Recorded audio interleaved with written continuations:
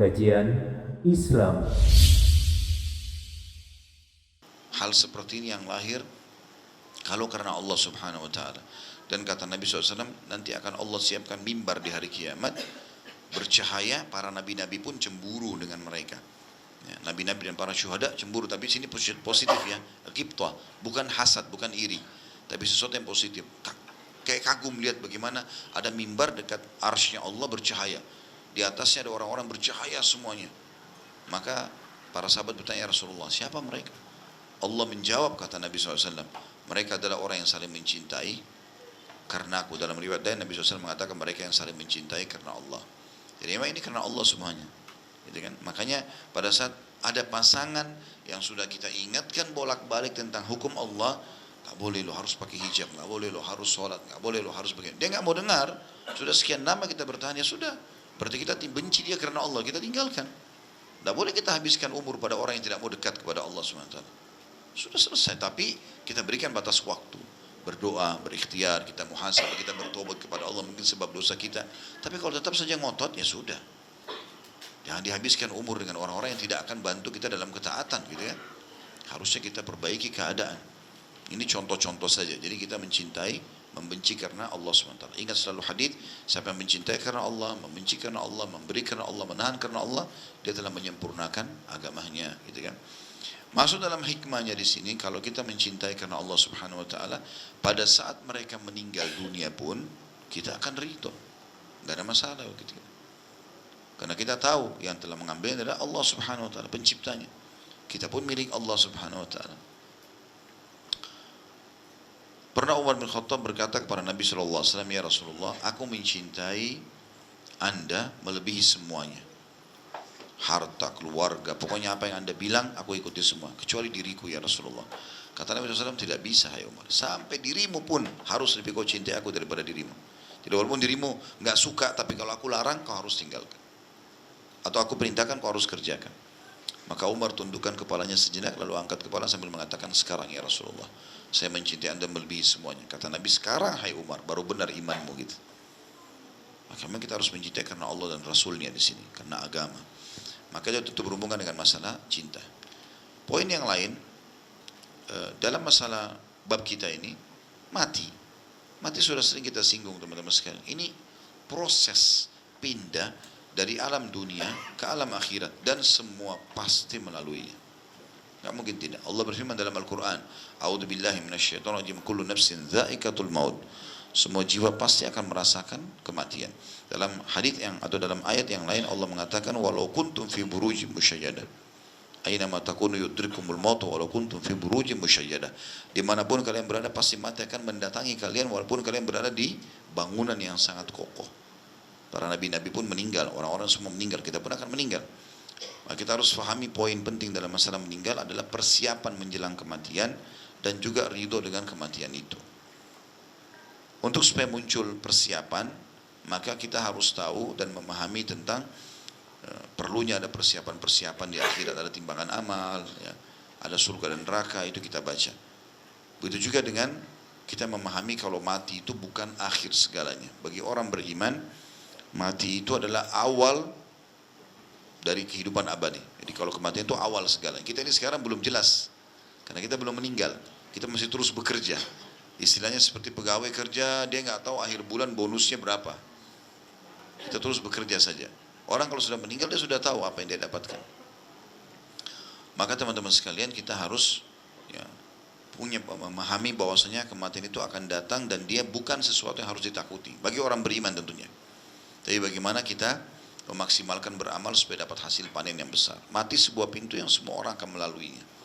Saya pernah sebutkan itu ya, para salafus saleh, para sahabat, kalau ada yang mau meninggal di antara mereka, teman-temannya datang lalu mengatakan, berita gembira buat kamu, karena kau sebentar lagi akan bertemu dengan Allah, kau akan bertemu dengan Rasulullah SAW, kau akan terima balasan amalmu, gitu kan? Kau akan lihat surgamu dan seterusnya. Jadi mereka sangat yakin dengan masalah itu. Jadi perlu kita tanamkan teman-teman berhubungan dengan kematian, kalau dia adalah sebuah proses pindah dari alam dunia ke alam akhirat yang kehidupan abadi, dan di sana kita akan menikmati surga yang sebagaimana dijanjikan. Dan demi Allah teman-teman, sebagaimana Anda sekarang merasakan kehidupan di sini, sebagaimana kita bertemu interaksi di sini, kita juga akan ketemu di sana. Pasti akan ketemu. Tidak ada sesuatu yang diragukan. Asal kita tiketnya sama, beriman, beramal soleh, kita akan ketemu di surga. Kalau tiketnya beda, maksiat dan kekufuran segala macam, ketemunya di neraka. Dan pasti akan ketemu. Tidak ada sesuatu yang hilang. Gitu kan. Jadi kalau ada orang sedih, berlebihan, nangis-nangis karena anaknya mati, karena saudaranya mati, pasangannya mati, ini berlebihan. Boleh sedih, tapi bukan berlebihan. Sampai tidak mau makan, tidak mau begini, ada yang lebih jauh, bunuh diri misalnya. Sesuatu yang tidak boleh. Ya. Ancamannya neraka kalau orang bunuh diri. Sampai dalam sebuah hadis qudsi juga Allah berfirman, siapa orang ini berani benar mendahului keputusanku? Maksudnya Allah tahu kapan Allah mematikan orang ini, tapi dia sengaja membunuh dirinya, berusaha untuk membunuh dirinya. Dan dalam sebuah hadis dikatakan, siapa yang meneguk racun, maka racun itu akan diberikan di tangannya pada hari kiamat, dan dia terus meneguknya sebagai bentuk siksaan di dalam neraka jahanam selain siksa yang lain, selain pembakaran, selain pemukulan, pencincangan dan segala macam gitu. Dan siapa yang melempar dirinya dari sebuah tempat yang tinggi, maka Allah pun akan membuat dia di neraka naik di sebuah tempat tinggi dan terus dia lempar dirinya. Jadi sakitnya, kepalanya pecah, segala macam, tulangnya patah, dirasain terus. Allah utuhin, begitu terus. Dan tidak boleh kita lari ke dalam masalah poin ini tentunya ya. Jadi mati sebuah keharusan dan itu adalah proses pindah. Jadi kita tidak usah takut. Yang penting kita bagaimana beramal saleh. Tapi kan Ustaz, saya amalnya masih sedikit, nggak masalah. Yang penting berbuat. Kan yang menilai Allah bukan kita. Allah subhanahu wa ta'ala yang menilai. Bisa saja ada orang subhanallah selama 70 tahun berdosa, tahun 71 dia taubat tapi taubatnya nasuha, maka Allah ganti dosa-dosanya menjadi pahala, bukan mustahil. Yang penting teman-teman jangan terus lalai dalam kesalahan. Itu yang jadi masalah. Ada orang terus saja dari dosa ke dosa, tidak pernah mau taubat. Ini jadi masalah ini. Bagaimana dia bertanggungjawabkan pada hari kiamat? Sementara pasti akan datang itu.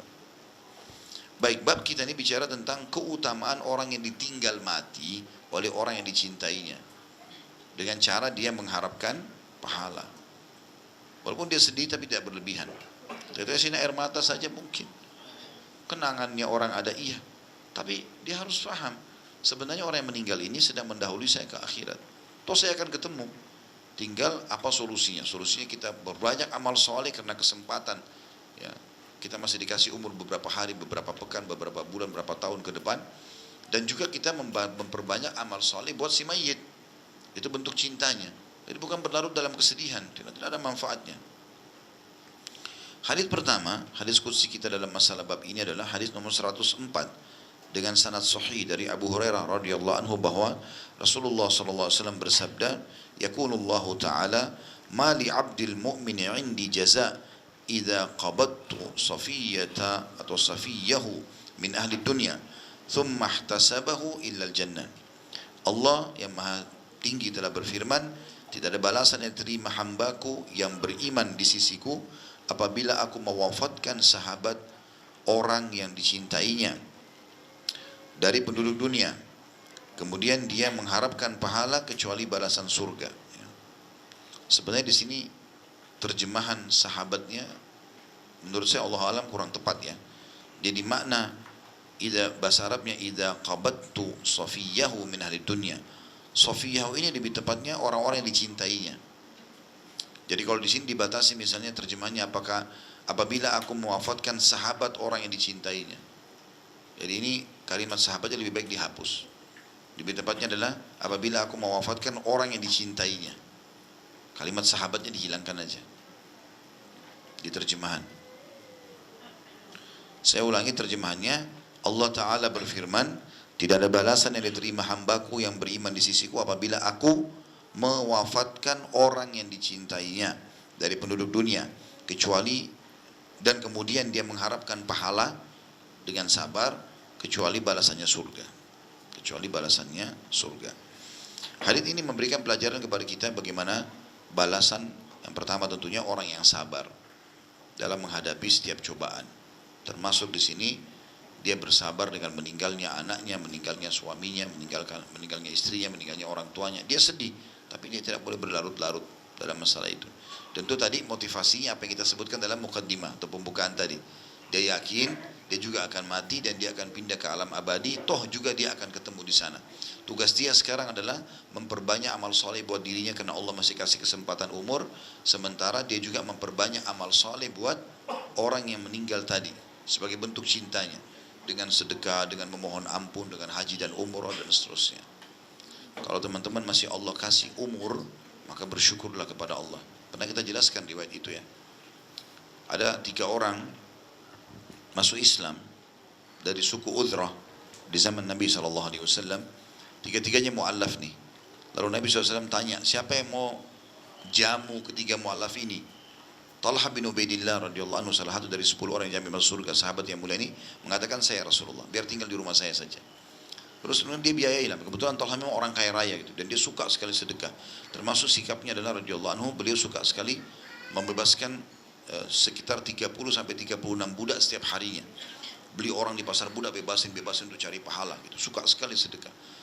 Yang jelas teman-teman sekalian, beberapa hari setelah masuk Islam ketiga orang ini, Nabi SAW bentuk satu pasukan, pergilah orang yang pertama dari 3 mu'allaf ini berjihad, mati syahid. Kemudian beberapa waktu setelah itu, Nabi bentuk lagi pasukan, orang yang kedua dari masuk Islam pergi ikut berperang, mati syahid juga. Berjalan sekian waktu, subhanallah, orang yang ketiga ini mati tapi di ranjangnya, bukan mati syahid. Jadi ada 3 orang mu'allaf ini, 2 mati syahid, 1 mati di ranjang. Lalu Talha bin Ubaidillah mimpi malam harinya. Allah perlihatkan Talha ketiganya masuk surga, tapi yang paling tinggi derajatnya yang mati di ranjang, bukan orang yang mati syahid. Yang mati di ranjang paling depan, istananya paling bagus.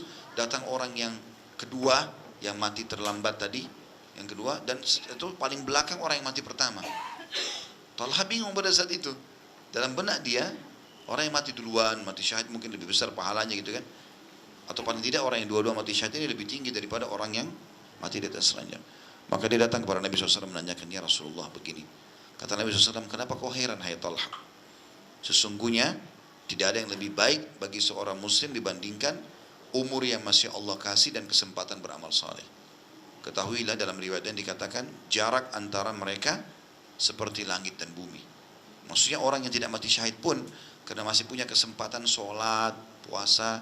Misal teman-teman punya istri, punya suami atau punya teman meninggal 1 bulan yang lalu, kita masih dikasih umur sebulan, kita meninggal sebulan setelahnya. 1 bulan ini mahal sekali nilainya. Karena kita isi dengan sholat, kita isi dengan zikir, kita isi dengan Quran, itu tidak bisa dikejar oleh orang yang sudah meninggal.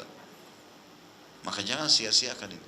Artinya kalau ada orang yang meninggal yang kita cintai, tugas kita adalah kitanya lebih termotivasi untuk beramal soleh kesempatan dan juga perbanyak amal buat dia.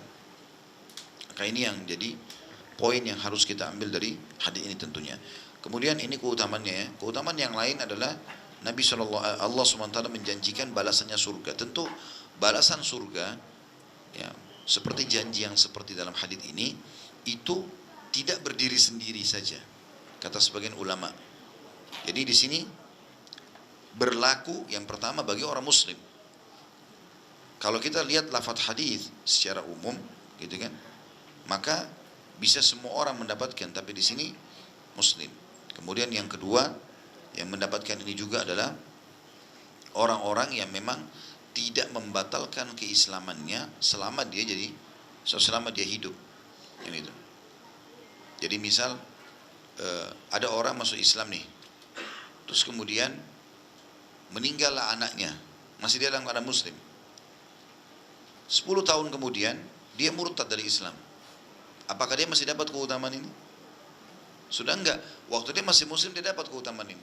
Tapi ternyata anaknya meninggal, tadi bisa dijaminan surga bagi dia. Tapi karena dia murtad sebelum meninggal dalam keadaan kafir, enggak dapat lagi keutamaan ini. Contoh misalnya, gitu kan. Jadi ini tidak berdiri sendiri, tapi dihubungkan dengan masalah dia harus muslim, dia tidak boleh membatalkan keislamannya atau dia murtad misalnya, gitu kan. Tidak ada indikasi-indikasi yang membuat dia masuk ke dalam neraka yang besar, yang udah pasti. Seperti misalnya ada orang meninggal anaknya, tapi dia sangat durhaka dengan orang tuanya. Misal contoh. Sementara Nabi SAW mengatakan dalam hadis lain, termasuk orang yang tidak akan masuk surga adalah orang yang durhaka sama orang tuanya misalnya. Maka tidak boleh ada sebab-sebab yang lebih kuat yang membuat akhirnya tidak mendapatkan keutamaan ini. Jadi keutamaan ini didapatkan misal orang itu memang sholat, orang itu memang beriman kepada Allah, terus meninggal anaknya, lalu dia sabar. Meninggal pasangannya, lalu dia sabar. Nah, itu dia dapat keutamaan ini. Jadi tidak ada indikasi yang membatalkan untuk masuk ke dalam surga. Jelas ya? Senyap benar ini. Benar kan? Udah paham ya? Oke. Baik, selanjutnya 105, hadisnya Hasan. Dari Syurahbil bin Syuf'ah, dari sebagian sahabat Nabi ridwanullahi alaihim, bahwa dia mendengarkan Nabi SAW bersabda, yuqalu lil wildani yawmal qiyamah udkhulul jannah, qala fayaqulun ya rabbi hatta yadkhula abauna wa ummahatuna, qala fayatun, qala fayaqulu Allah azza wa jal ma li arakum muhbantiin udkhulul jannah, qala fayaqulun ya rabbi abauna wa ummahatuna, qala fayaqul udkhulul jannata antum wa abaukum. Dikatakan kepada anak-anak pada hari kiamat, maksudnya meninggal di masa anak-anak sebelum balik, masuklah ke dalam surga. Karena semua anak yang meninggal sebelum balik masuk surga, belum ada taklif, belum ada beban hukum. Maka mereka berkata, wahai Rabb kau, maksudnya mereka berkata pada Allah, kami masuk setelah bapak dan ibu kami ikut masuk ke surga. Maka beliau bersabda, mereka pun datang. Lalu Allah Azza wa Jal berfirman lagi, kenapa aku melihat mereka dalam keadaan marah? Ya. Atau seperti orang yang cemberut, anak-anak ini yang disuruh masuk surga. Masuklah ke dalam surga, dikatakan pada anak-anak kecil itu. Mereka mengatakan, wahai Rabbku, bagaimana dengan bapak dan ibu kami? Maka Allah pun berfirman, masuklah ke dalam surga kalian dan orang tua kalian. Hadis diriwayatkan oleh Imam Ahmad. Hadis ini mirip dengan tadi kasusnya. Harus jaminan anak menyelamatkan orang tuanya, mereka dalam keadaan beriman. Ya. Jadi orang tua kafir nggak bisa masuk ikut. Ya. Tentu saja ini. Jadi tidak boleh ada yang membatalkan sebab dia masuk ke dalam surga itu. Ini hanya akan diberikan kepada orang-orang yang memang dasarnya meninggal anaknya dalam keadaan muslim dan juga dia sendiri beramal soleh. Tapi mungkin masih ada dosa-dosanya yang masih dosa itu ditoleransi, bukan kekufuran, bukan kemunafikan, bukan kemusyrikan, gitu kan. Dia hanya lalai, ada kelalaian-kelalaiannya yang masih bisa dimaafkan, maka ini dimaafkan oleh Allah SWT. Tapi kalau yang besar-besar yang memang dasarnya bobotnya mengeluarkan dari agama Islam misalnya, maka dia tidak akan dapat keutamaan ini. Ya. Kita ambil daripada hadis ini, pelajaran yang pertama adalah bahwasanya anak-anak yang meninggal sebelum balik dijamin masuk surga. Dijamin masuk surga. Tentang kasus bagaimana kalau anak-anak itu dalam keadaan kufur, kan? Maka di sini khilaf di antara ulama, apakah anak orang kafir sebelum meninggal sebelum balik masuk surga? Khilaf di antara ulama. Ada yang mengatakan masuk surga, walaupun orang tua mereka kafir, karena dianggap mereka masih belum ada beban. Karena ada hadis yang umum yang disebutkan bahwasanya anak-anak meninggal sebelum balik masuk surga. Pendapat kedua mengatakan tidak. Dilihat dulu di sini, ada rincian. Karena ada hadis yang berbunyi, kullu mauludin yuladu alal fitrah. Semua anak-anak kalau lahir itu yang baru lahir dalam keadaan fitrah, maksudnya Islam. Fa abawahu yuhawidani. Nanti kedua orang tuanya menjadikannya Yahudi kalau orang tuanya Yahudi. Au yunassirani, atau menjadikannya Nasrani, ataupun yumajisani, menjadikannya Majusi. Maka dilihat apakah anak-anak ini sudah fanatik dengan agama-agama orang tuanya, gitu kan. Walaupun dia masih kecil, 8 tahun, 9 tahun, tapi ternyata luar biasa fanatiknya dengan agama Yahudinya, agama Nasraninya, dengan keyakinannya. Jadi kan dicetak, dikader menjadi orang-orang yang mempertahankan agama itu lain, gitu kan. Maka orang seperti ini Allah SWT akan uji pada hari kiamat. Diuji. Ada sebuah riwayat yang menjelaskan orang-orang kafir yang belum sampai kepadanya dakwah.